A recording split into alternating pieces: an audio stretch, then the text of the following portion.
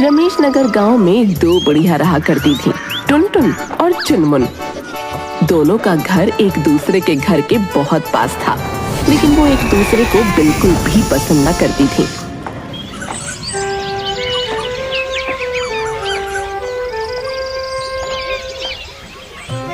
आलू ले लिया, मूली ले लिया, गोभी ले लिया।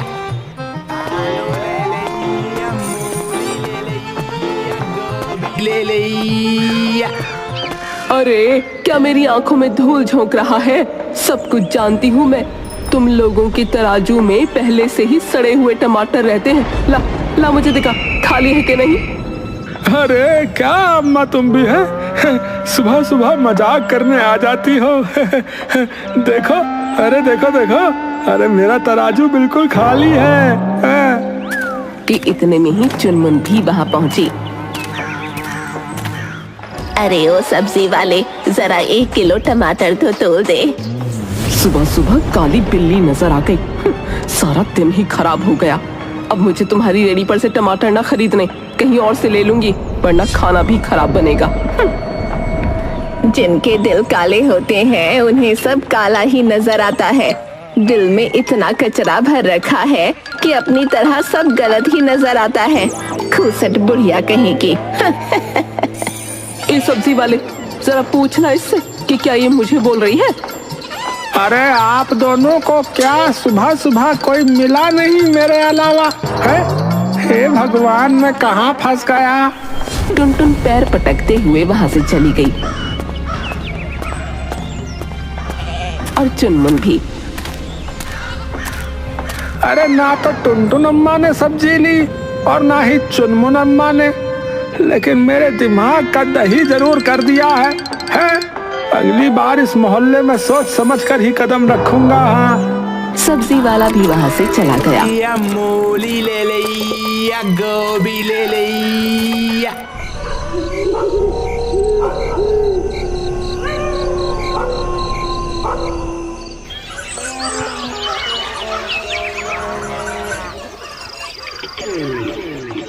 आज तो मेला लगा है गांव में, सारी जलेबियां खा कर आऊंगी। मेरे घुटने, हे राम, क्या हुआ मेरे घुटनों को? अब इस उम्र में घुटने ना दुखेंगे तो क्या चाल मतवाली होगी? मुझे देखो, मैं तो बिल्कुल तरोताजा हूँ। मेरे पैर तो अच्छे से काम करते हैं। ये बोलकर टुनटुन सीधा निकल गई।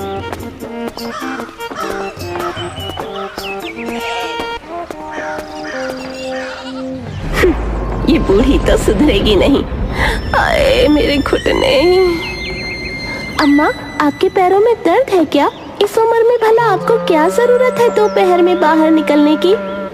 इस उम्र से क्या मतलब है तुम्हारा? और अम्मा ना काकी बोल, काकी हूँ मैं। अभी तो मैं तुम्हारी माँ की उम्र की हूँ। जी माफ करना काकी। लड़की वहाँ से हक बकाते हुए चली गई।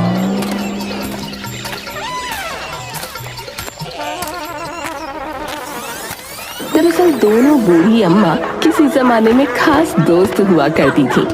दोनों बहुत अक्लमंद थी। एक साथ मिलकर वो पुलिस की चोर पकड़ने में मदद किया करती थी। उनकी सूझबूझ और होशियारी के चर्चे पूरे गांव में थे। लेकिन समय के साथ परिस्थितियां बदली और दोनों को एक दूसरे से परेशानी होने लगी।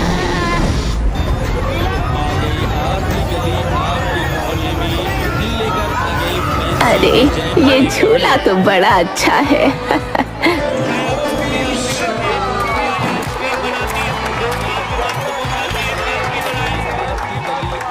चुनमुन जाकर झूले में बैठ गई, लेकिन तभी उसकी नजर टुनटुन पर पड़ी, जो पहले से ही उस झूले में बैठी थी। इतने में ही झूला भी शुरू हो गया। कोई अनहोनी ना हो जाए कहीं। पनौती भी तो बैठी है ना झूले पे। पनौती खुद अपने मुंह से ऐसी बातें कर रही है, लगता है बहुत ही बुरा होने वाला है। अरे ये झूला इतनी तेज क्यों घूम रहा है? मुझे तो चक्कर आने लगे। हाय, ये झूले वाले, ये झूले को रोकना।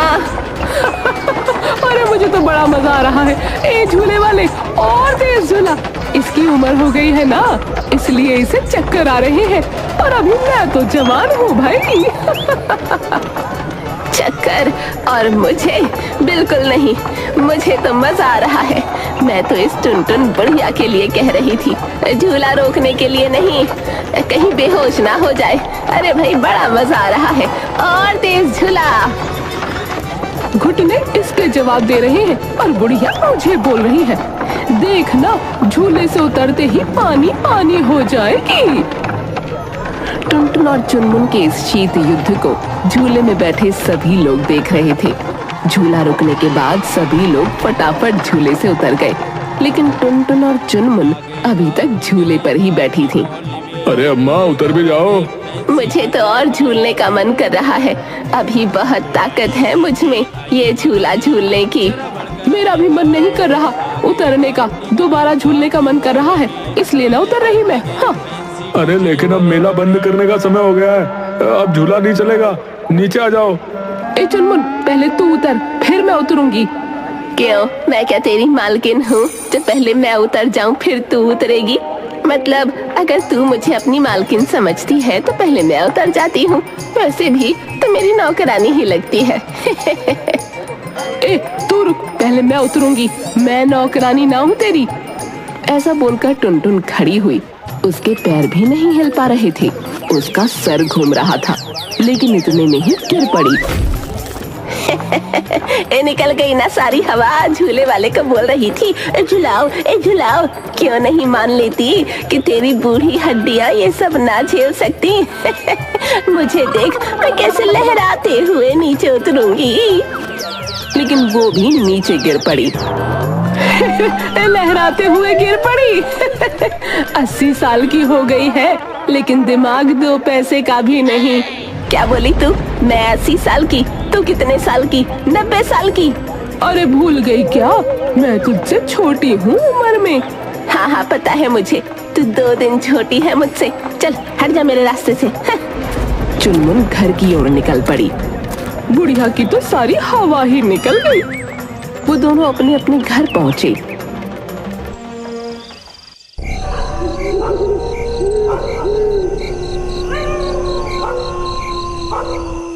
उन दोनों के मोहल्ले में रहते हुए एक दिन भी शांति से कैसे जा सकता था। ये किसने मेरे आंगन में पौधों को पानी दिया है? पूरा आंगन पानी पानी कर दिया। तेरी तरह तेरे गमले भी सूखते जा रहे थे, इसलिए मैंने सोचा थोड़ा पानी डाल दो। तूने मेरे आंगन में पानी डाला? रुक तू अभी। और इसके बाद चुनमुन टुनटुन के आंगन में 2 बाल्टी पानी फेंक देती है। इसके बदले में टुनटुन फिर से 2 बाल्टी पानी चुनमुन के आंगन में फेंकती है, और ये सिलसिला चलता रहा।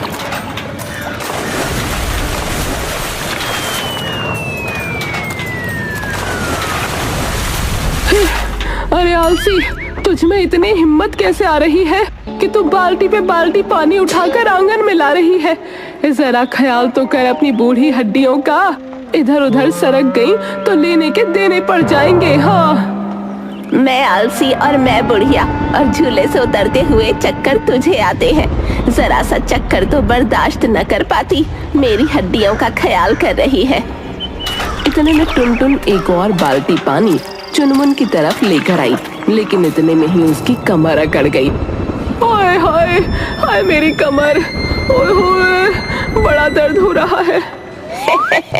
मेरी हड्डियों का ख्याल तो कर लिया तूने, क्या तुझे अपनी हड्डियों का ख्याल ना आया? अब जाकर घर में आराम कर, वरना बची खुची कमर है ना, वो भी चली जाएगी। टुनटुन अपने घर के अंदर जा पहुंची। उसे बहुत दर्द हो रहा था, इसलिए चुनमुन उसके लिए दर्द की दवा ले आई।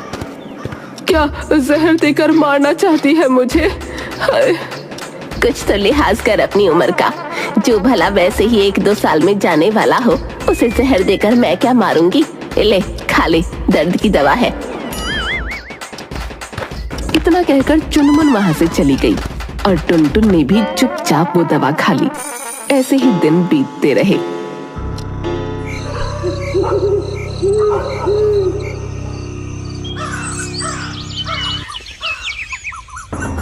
एक दिन राजा ने दोनों बूढ़ी अम्मा को राजमहल में बुलाया।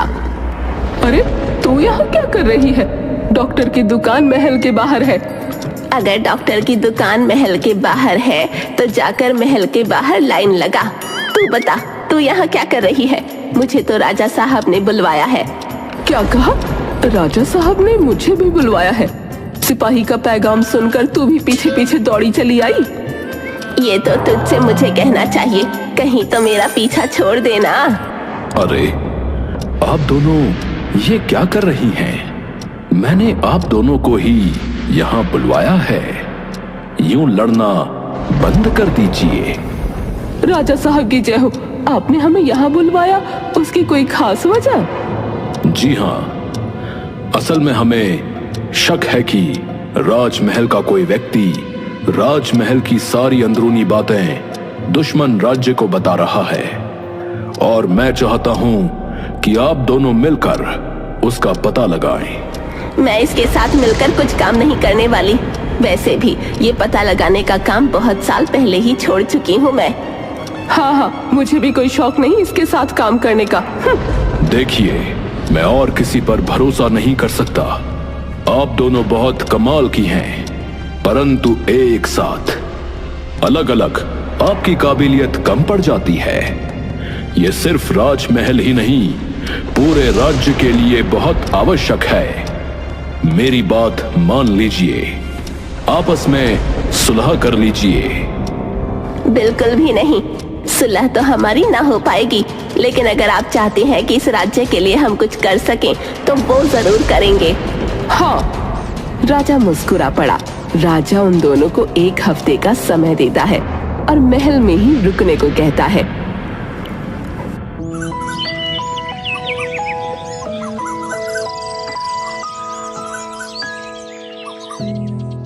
कहाँ से शुरू किया जाए? राजमहल में किसी पर भरोसा नहीं किया जा सकता। सबसे पहले शाही खजाने से शुरू करना होगा।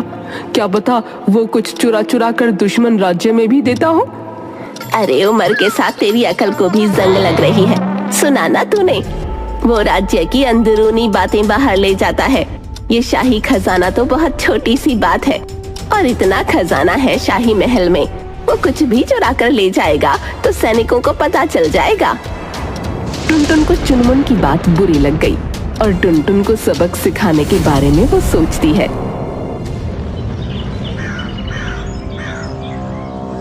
वहीं एक दिन, अरे तू सोकर उठ गई? हाँ, आज मेरा महाराज के लिए कुछ अच्छा बनाने का मन कर रहा है। ये तो बहुत अच्छी बात है। इससे तो महाराज खुशी से फूले न समाएंगे।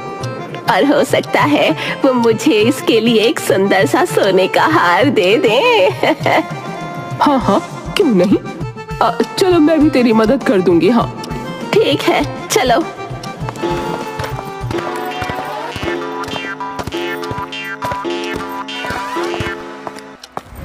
कल मैंने इसकी इतनी बेइज्जती करी, आज मेरी मदद कैसे कर रही है? दाल में कुछ तो काला है। चुनमुन और टुनटुन मिलकर खाना बनाने लग जाती हैं।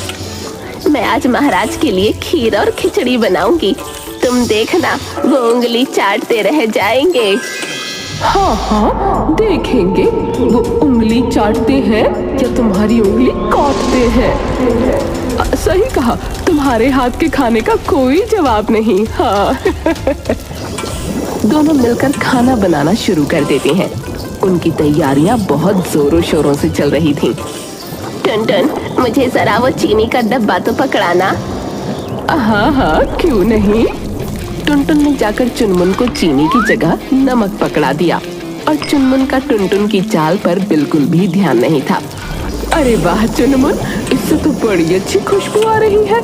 हाँ, मुझे पता है, मैंने जो बनाया है। चलो अब महाराज के दरबार में चलते हैं।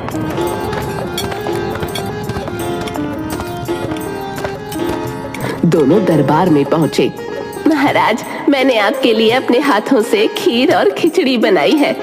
अरे लाओ, तुम्हारे हाथ का भोजन तो बहुत प्रसिद्ध है, और अगर मुझे पसंद आया तो मैं तुम्हें उपहार दूंगा। ये लीजिए महाराज, खा के बताइए। टुनटुन को लगा था कि उसकी चालाकी काम कर जाएगी, लेकिन अरे वाह वाह वाह वाह, क्या खीर और खिचड़ी बनाई है, हमें तो आनंद ही आ गया। ये होता देख टुनटुन के चेहरे के तोते उड़ गए। ऐसा कैसे हो सकता है? मैंने तो इसको चीनी के बदले नमक दिया और यहाँ आने से पहले खिचड़ी में लाल मिर्च का पूरा डब्बा पलट दिया था। चुनमुन, मैं तुमसे बहुत प्रसन्न हूँ। मैं तुम्हें एक सोने का हार उपहार में देना चाहता हूँ। शुक्रिया महाराज।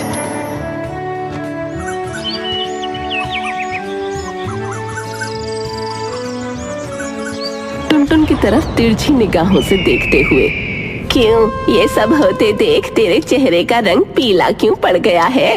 तुझे क्या लगा मुझे पता नहीं चलेगा कि तू मेरे पीछे से मेरे साथ क्या कर रही है? वो तो मैंने तुझे ये सब करते हुए देख लिया था। कैसे तूने मुझे चीनी की जगह नमक दिया, वो तो मैंने आने से पहले अलग से खाना बना लिया था। मुझे लगा ही था दाल में कुछ काला है, लेकिन यहाँ तो पूरी की पूरी दाल ही काली थी। हाँ। मुझे माफ कर दो चुनमुन। कोई बात नहीं, मुझे पता है तुझे मेरी बातों का बुरा लगा, इसलिए तूने ऐसा किया। लेकिन अब हम यहाँ जिस काम के लिए आए हैं उस पर ध्यान देना चाहिए। बिल्कुल सही कहा। हमें पता लगाना होगा कि आखिर इसके पीछे है कौन। ऐसा क्या हो सकता है जिससे सब पता चल जाए? मेरे पास एक तरकीब है। और उसके बाद टुनटुन चुनमुन को तरकीब बताती है।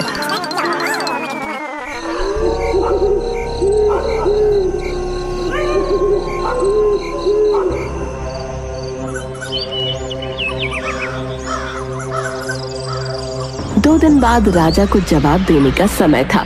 2 दिन बीत जाने के बाद राजा ने दोनों को अपने सामने खड़ा करके उनसे जवाब मांगा। तभी चुनमुन एक बड़ा सा सफेद कपड़ा चारों तरफ बिछाने लगी। ये क्या कर रही हो तुम? राजा साहब, हम चाहते हैं कि आप महल के सारे लोगों को यहाँ बुलाएं। उन्हें तैयार होने का या फिर कपड़े बदलने का मौका ना दिया जाए। उन्हें फौरन यहाँ बुलाइए, अभी के अभी। राजा वैसा ही करता है। राजा साहब, सब कुछ ठीक तो है ना? आपने इतनी जल्दी जल्दी सबको यहाँ क्यों बुलाया है? क्योंकि चोर की दाढ़ी में तिनका होता है और हम वही तिनका ढूंढने की कोशिश कर रहे हैं। तुम क्या कहना चाहती हो? राजा साहब का अपराधी मिल गया है। राजा साहब, इनसे मिलिए। ये है मंत्री उदयचंद, यही है राज्य के दुश्मन। कोई सोच भी नहीं सकता था कि मंत्री राज्य का सबसे भरोसेमंद आदमी ही विश्वासघात करेगा। तुम्हें क्या लगता है कि तुम कल की आई हुई कुछ भी बोलोगी और राजा साहब मान लेंगे? क्या सबूत है तुम्हारे पास? यूं ही मैं मंत्री पर शक नहीं कर सकता। अगर कोई सबूत है तो बताओ। ये देखिए राजा साहब, महल में सेना कक्ष के अंदर की सारी राजनीतिक चीजें हैं। सेना की अंदरूनी बातें हैं, राज्य के अंदरूनी बातें हैं, लेकिन वहाँ दिन में कई सारे लोग आते जाते हैं, इसलिए ये पता लगाना मुश्किल था। लेकिन वो लोग दिन में आते जाते हैं, रात में नहीं। बस हमने उस कक्ष के बाहर हमारा बनाया हुआ नुस्खा डाल दिया। अब मेरा मतलब है, जिस रंग से हम बचपन में कपड़ों पर कलाकारी करते थे ना, वही तरल पदार्थ हमने कक्ष के बाहर फैला दिया। पहले तो वो रंग नजर नहीं आता, लेकिन सफेद कपड़े पर जाते ही उसका रंग नजर आने लगता है। और ये देखिए, जो सफेद कपड़ा हमने बिछाया था यहाँ पर, उस पर किसी के भी पैरों के निशान नहीं है, सिवाय इस गुलाबी पैरों के निशान के। और ये गुलाबी पैरों के निशान हैं मंत्री जी के। इसका मतलब रात के अंधेरे में उस कक्ष के अंदर मंत्री के अलावा कोई और दाखिल ना हुआ। ये मंत्री, ये क्या बेतुकी बात है? मैं मंत्री हूँ, मैं राज्य में हर जगह चक्कर लगाता हूँ। भला तुम ये कैसे कह सकती हो? जी हाँ, हम ये जानते हैं, और इसीलिए हमने वो तरल पदार्थ दरवाजे के ऊपर भी लगा दिया था। जरा अपने हाथों की तरफ देखिए, अपराधी के हाथ ही रंगे हुए होते हैं, और आपके हाथ भी गुलाबी रंग के नजर आ रहे हैं मुझे। मंत्री, हमें तुमसे ये उम्मीद नहीं थी। इतना बड़ा विश्वासघात, वो भी हमारे साथ। तुम्हें अवश्य दंड मिलेगा। सैनिक मंत्री को कारावास में डाल देते हैं। अति उत्तम, तुमने राज्य के लिए बहुत बड़ा कार्य किया है। तुम्हारी इस बुद्धिमानी और सूझबूझ से मैं बहुत प्रसन्न हुआ। बस इसी प्रकार एक साथ मिलकर रहो और बाकी का जीवन भी अच्छे से बिताओ। राजा ने दोनों को धन दौलत से भर दिया।